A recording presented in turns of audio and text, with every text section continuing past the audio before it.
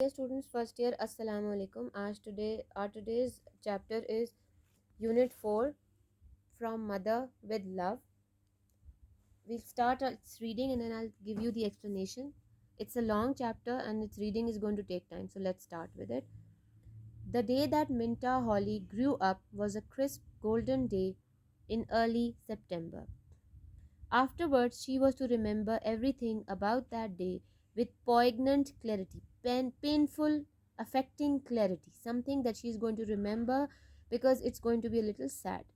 She remembered the slapping sound the waves made, the pungent smell of the logs burning. Pungent is bad, irritating smell.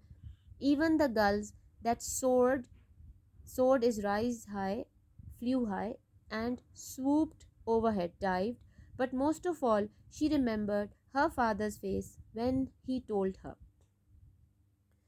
It began like any other Saturdays, with Minta lying in bed an extra hour. Breakfast was always lazy and unhurried on Saturday mornings. The three of them in the breakfast room, Minta's father engrossed, engaged, busy in his paper, her mother flying around in a gaily colored house coat, mixing waffles and frying bacon, Minta setting the table. They talked the casual, happy talk of people who love each other and don't have to make conversation about neighborhood doings, about items in the paper, about the clothes Minta would need when she went away to school in a couple of weeks. It was after the dishes were finished that Minta's father asked her if she would like to go down to the beach for a little while. Low tide, he said, might get a few clams. Now, clams are like crabs, they are edible part of the seafood. Minta nodded agreement. That means she agreed. But her mother made a little face. Horrors. Clam chowder for another week. Sure, you wouldn't like to go, Mary? Minta's father asked. The salt air might help your headache. No, you two run along. I'll curl up with an apple and a television program. She yawned and stretched, looking almost as young as Minta. Minta ran upstairs and got into her heavy shoes and jeans. Shall I call Sally and ask her if she wants to go? She yelled, leaning far over the banister. Let's go by ourselves this time, her father answered rather shortly. He was silent as they drove towards the beach, but it wasn't the companionable silence that Minta had come to expect from him. There was something grim about it. He's going to talk to me about school, Minta told herself. He's going to try to talk me out of it again. This means that he was going to persuade her not to go. It was funny the way her father had acted when she announced her intention of going to Maryhill this term. It had always been such an accepted thing. Her mother had graduated from Maryhill, and it followed that Minta should be enrolled there as a matter of course. Last year was different. With mother just recovering from that operation, it was natural that he should expect Minta to stay home. She had even wanted to stay. But now, going to Maryhill was something special. She would live in a dormitory and be part of all the campus fun. It wasn't as if Maryhill were clear across the country either. She'd probably be getting home every month and so. And there was the Christmas holidays and then spring vacation. Minta's chin was lifted in a stubborn line as her father parked the car and went around to get the shovels and pail from the trunk. It wasn't like him to be so stubborn. Usually he was jolly and easygoing and inclined to leave such matters entirely up to Minta's mother. She followed him down to the beach, her boots squishing in the wet sand. The tide was far out, and farther up the beach she could see bent figures busily digging down the water's edge. A scattered beach fire smouldered near the bank, and Minta poked it into place and revived it with splinters of driftwood until she had coaxed back a steady, warming blaze. When she sat back on her heels to smile up at her father, she felt her throat constrict with a smothering fear. His eyes looked the way they had when when suddenly she remembered. He was looking at her and trying to smile, just the way he had looked at her the time her appendix burst and they were taking her to the hospital. She could almost hear the wail of the ambulance siren and feel the way he had held her hands tightly, trying to make it easier. His eyes had told her then, as they told her now, that he would 1,000 times rather bear the pain than watch her suffer. It seemed like a long time that she knelt there by the beach fire, afraid to move, childishly willing herself to wake from the nightmarish feeling that gripped her. He took her hand and pulled her to her feet, and they started walking up the beach, slowly, not toward the group of people digging clams, but in the other direction, toward the jagged pile of rocks that jutted out into the bay. She heard a strange voice, her own voice. I thought, I thought you wanted to talk to me about school, but it isn't that, is it, father? His fingers tightened around hers. In a way, it is about school.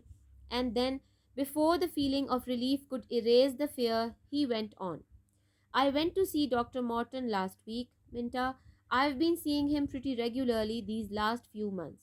She flashed a quick, frightened look up at him. You aren't ill? No. He sighed, and it was a heart-breaking sound. No, it isn't me. It's your mother. That's why I don't want you to go to Maryhill this year.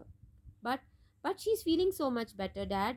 Except for these headaches once in a while. She's even taking on a little weight. She broke off and stopped walking, and her hand was steady on his arm.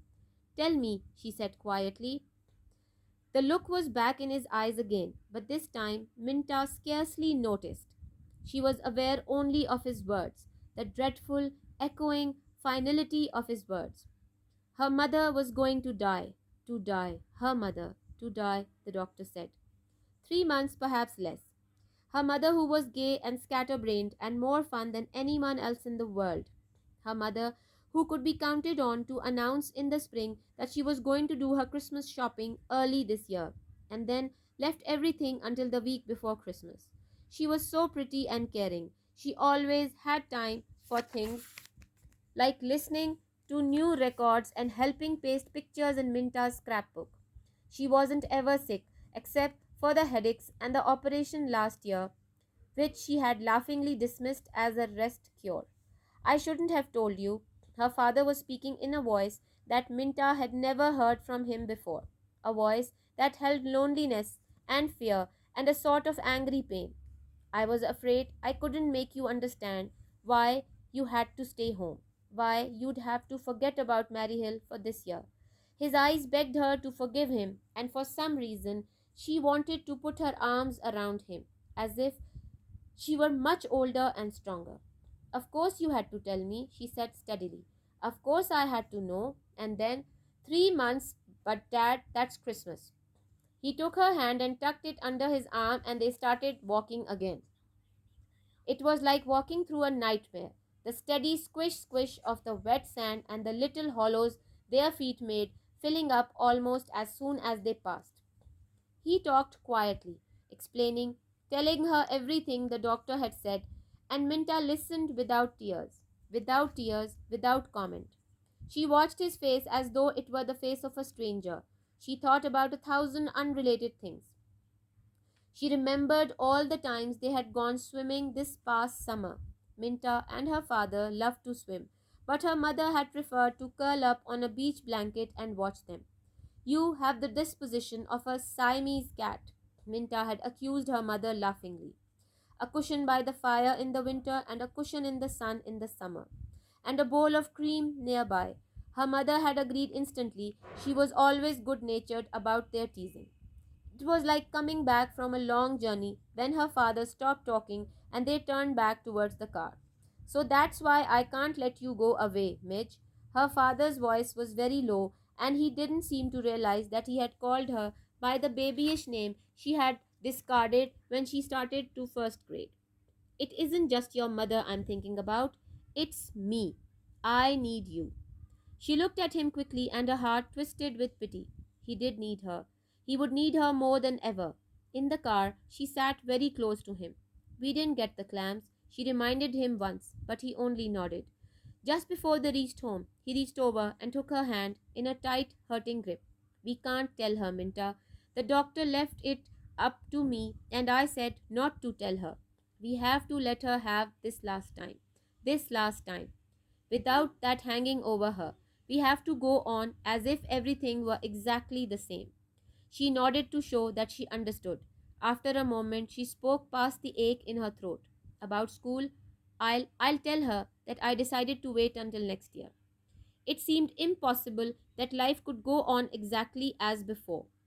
The small private world, peopled by the three of them, was as snug and warm and happy as though no shadow had touched them. They watched television and argued good naturedly about the programs. Minta's friends came and went, and there was the usual round of parties and games. I really must get at Christmas shopping, she mentioned the day she was wrapping trick or treat candy for Halloween. Minta shook her head and sighed gustily. Her mother started this. I must get at my Christmas shopping routine every spring and followed it up until after Thanksgiving, but she never actually got around to it until 2 or 3 days before Christmas. It was amazing that Minta could laugh and say, "Oh, you," the way she did year after year. It was a knife turning in her heart when her mother straightened up from the gay cellophane wrapped candies and brushed a stray wisp of taffy colored hair back from one flushed cheek. Don't laugh, she said, pretending to be stern. You know, you're just exactly like me. It was a warming though. She was like her mother, inside, where it really mattered, and she was like her mother even though she had her father's dark eyes and straight black hair, even though she had his build and the firm chin of all the Hollies. She wanted to put her arm around her mother and hug her hard. She wanted to say, I hope I'm like you, I want to be. But instead, she got up and stretched and wrinkled her nose. Perish forbid, she said, that I should be such a scatterbrain. She was rewarded by the flash of a dimple in her mother's cheek. It seemed to Minta, as week followed week, that the day at the beach had been something out of a nightmare, something that she could push away from her and forget about. Sometimes she looked at her father, laughing, teasing them, or howling about the month end bills, and she thought, it didn't happen, it isn't true. And then at night, she would lie sleepless in her room, the pretty room that had been reconverted from her nursery. She watched the moonlight drift patterns across the yellow bedspread and the breeze below the curtains that her mother had made by hand, because that was the only way she could be sure of an absolute match. Yellow is such a difficult color to match, she had explained around a mouthful of pins. And in the dark hours of the night, Minta had known it wasn't a nightmare, it was true. It was true. One windy November day, she hurried home from school and found her mother in the yard raking leaves. She wore a bright kerchief over her head, and she had Minta's old polo coat belted around her. She looked young and gay and carefree, and her eyes were shining. Hi, she waved the rake invitingly. Change your clothes and come help. We'll have a smudge party in the alley. Minta stopped and leaned on the gate. She saw with a new awareness that there were dark circles around her mother's eyes, and the flags of color in her cheeks were too bright. But she managed a chuckle. I wish I could see yourself. I wish you could see yourself, Mom. For 2 cents, I'd get my camera and take a picture of you. She ran into the house and got her camera, and they took a whole roll of pictures. Good, her mother said complacently. Now we can show them to your father the next time he accuses me of being a Sally sit by the fire. They piled the leaves into a huge damp stack with the help of half of a dozen neighborhood children. It wouldn't burn properly, but gave out with clouds of thick, black, wonderfully pungent smoke. Her mother was tired that night. She lay on the davenport and made out her Christmas card list while Minta and her father watched the wrestling matches. It was like 1,000 other such evenings, but in some unaccountable way it was different. Because it's the last time, Minta told herself, the last time we'll ever rake the leaves and make a bonfire in the alley. The last time I'll snap a picture of her with her arms around the Kelly kids. The last time, the last time. She got up quickly and went out into the kitchen and made popcorn in the electric popper, bringing a bowl to her mother first, remembering remembering just the way she liked it, salt and not too much butter. But that night she wakened in the chilly darkness of her room and began to cry softly, her head buried in the curve of her arm. At first it helped, loosening the tight bands around her heart, washing away the fear and the loneliness. But when she tried to stop, she found she couldn't. Great racking sobs shook her until she could no longer smother them against her pillow. And then the light was on, and her mother was there, bending over her, her face concerned, her voice soothing. Darling, what is it? Wake up, baby. You're having a bad dream. No, no, it's not a dream, Minta choked. It's true, it's true. The thin hand kept smoothing back her tumbled hair, and her mother went on talking in the tone she had always used to comfort a much smaller Minta. She was aware that her father had come to the doorway. She said nothing, just stood there watching them. He said nothing, just stood there watching them while Minta's sobs diminished into hiccupy sighs. Her mother pulled the blanket up over Minta's shoulder and gave her a little spank. The idea, gollywogs at your age.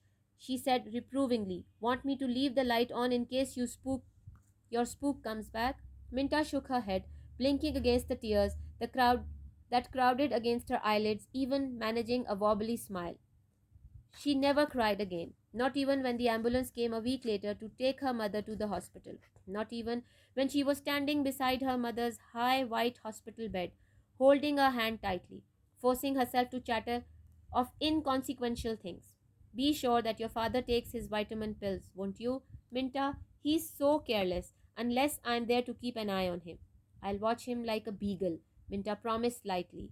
Now, you behave yourself and get out of here in a hurry, you hear? Not even at the funeral. The friends and relatives came and went, and it was as if she stood on the sidelines watching the Minta who talked with them and answered their questions, as if her heart were encased in a shell that kept it from breaking. She went to school and came home afterwards to the empty house. She tried to do the things her mother had done, but even with the help of the well meaning friends and neighbors, it was hard. She tried not to hate the people who urged her to cry. You'll feel better, dear, her Aunt Grace had insisted, and then had lifted her handkerchief to her eyes and walked away when Minta had only stared at her with chilling indifference. She overheard people talking about her mother. She never knew, did she? They asked. And always Minta's father answered, no, she never knew. Even at the very last, when she was waiting for the ambulance to come, she looked around the bedroom and said, I must get these curtains done up before Christmas. Minta knew that her father was worried about her, and she was sorry, but it was as if there was a wall between them, a wall that she was too tired to surmount. Surmount is to climb, to break. One night he came to the door of her room and where she was studying. I wonder if you'd like to go through those clothes before your Aunt Grace takes them to the church bazaar. He began haltingly, and then, when she looked up at him, not understanding, he went on gently. Your mother's clothes. We thought someone might as well get some good out of them. She stood up and closed the book and went past him without another word. But she closed the door behind her when she went into her mother's room.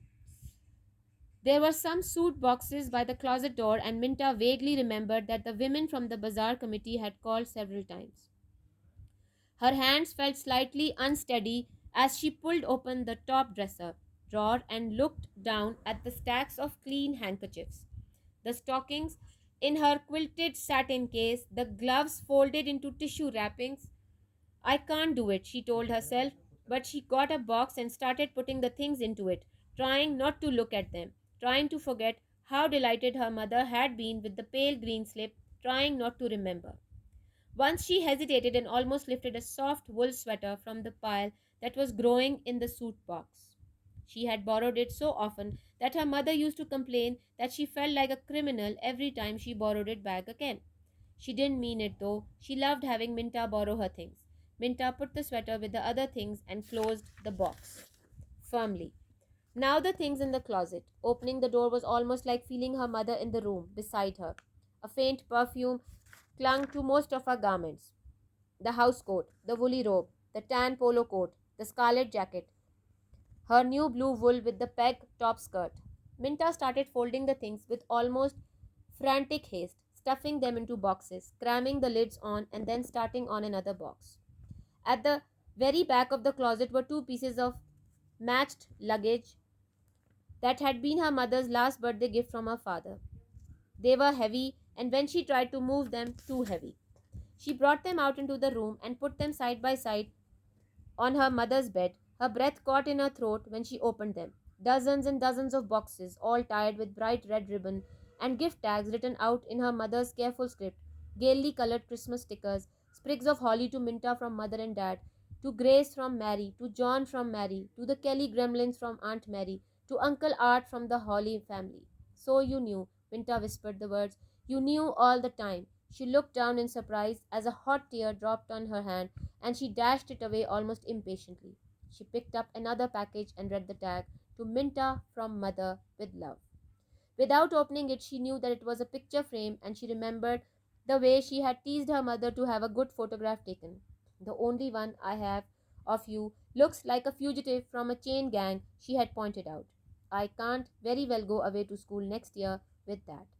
She put the package back in the suitcase with all the others and carried the cases back into the closet. Poor dad, she thought. She never knew she could hear him saying, not even at the last. Minta opened the box beside the bed and took out the sweater and the pale green slip. You know perfectly well that you are just exactly like me, she remembered her mother saying.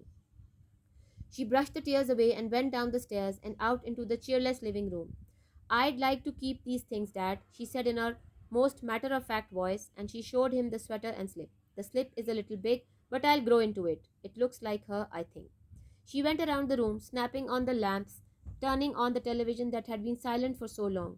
She was aware that his eyes followed her, that he could hardly avoid noticing the tear stains on her cheeks. I think I'll have an apple, she said. Want one? He nodded. Sure, bring me one as long as you're making the trip. It was natural. It was almost like old time, except that the blue chair by the fireplace was vacant. She went out into the kitchen hurriedly.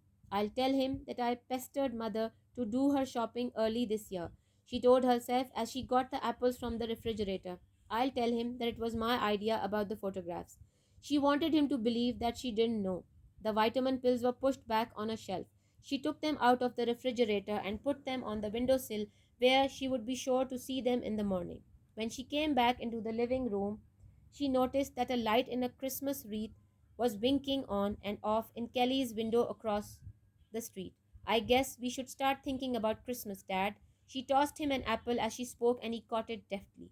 She hesitated for just a moment and then walked over and sat down in the blue chair by the fire as if she belonged there and looked across at her father and smiled. About the author, Zoe Sherburne, 30th September 1912 to 10th October 1955, was an American author, mostly known for her young adult fiction. Sherburne was born in Seattle, Washington, and began writing in elementary school. Sherburne went to a very prolific writer, publishing over 300 short stories in magazines. She went on to publish 13 novels, which together have been translated into over 27 languages.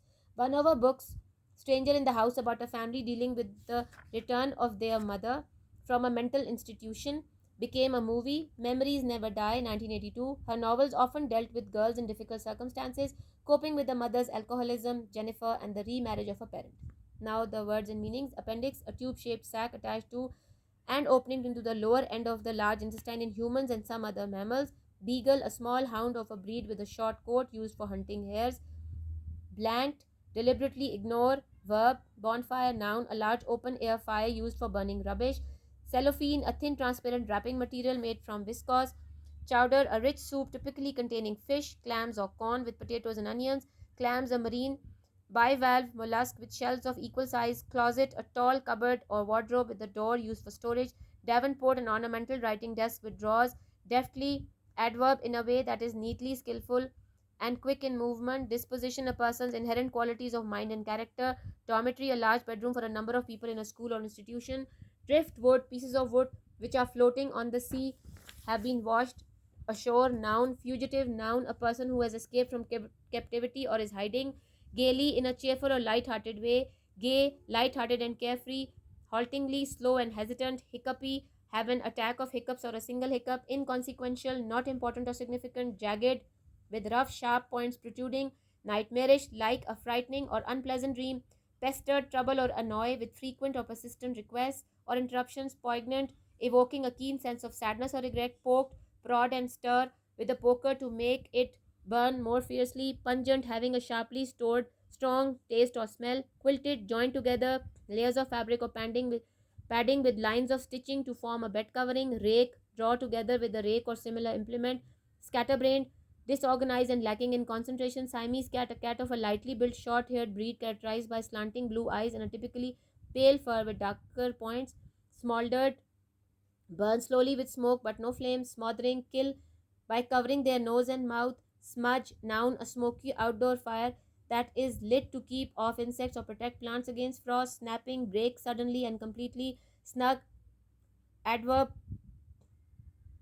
comfortable, warm and cozy, well protected from the weather, splinters, noun, a small, thin, sharp piece of wood, glass, or similar material broken off from a larger piece, spook, a ghost, squishing, make a soft squelching sound when walked on or in, stacks, a large quantity of something, surmount, overcome a difficulty or obstacle, tucked, verb, push, fold, or turn the edges or ends of something, tumbled, rumpled, disarrange, waffles, a small crisp batter cake baked in a waffle iron and eaten hot with butter or syrup, windowsill, a ledge or sill forming the bottom part of a window. I hope I've read the lesson well to you, and I hope you've understood that this is about a mother's love towards her daughter and a daughter's love towards her mother, and the way she took this big tragedy of her mother dying. It's a long, long story, short story in the sense it is short, but for your book, for your course book, it is quite long and it has taken up a lot of time.